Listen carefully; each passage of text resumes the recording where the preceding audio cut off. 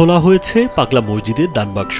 সেই দানবাক্সে পাওয়া এক চিঠিতে দেখা যায় মনের আকুতি জানিয়ে চিঠি লিখেছেন এক নারী। তিনি লিখেছেন, আমি হিন্দু থেকে মুসলমান হয়েছি 12 বছর চলছে। আমি 5 ওয়াক্ত নামাজ পড়ি, পাশাপাশি তাহাজ্জুদের নামাজ পড়ি এবং রোজাও রাখি। কিন্তু এই 12 বছরে আমার গর্ভে দুটি 3 থেকে 4 মাসের বাচ্চা নষ্ট হয়েছে। আমার কোনো বাচ্চা নেই।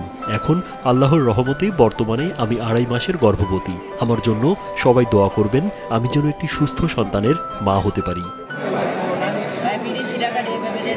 তিনি আরও লিখেছেন, আমার পাশে একমাত্র আল্লাহ ছাড়া আর কেউ নেই। আমি একজন অসহায় নারী। যদি আমার বাচ্চা না হয় তাহলে আমার সংসার থেকে চলে যেতে হবে।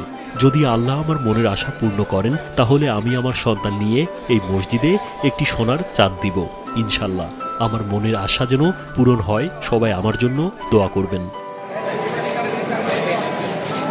পাগলা মসজিদের দান বাক্সে নামে বেনামে এরকম অসংখ্য চিঠি পাওয়া গেছে।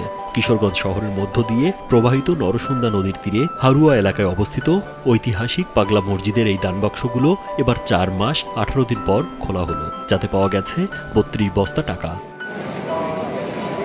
রাজীব বিশ্বাস, কালবেলা।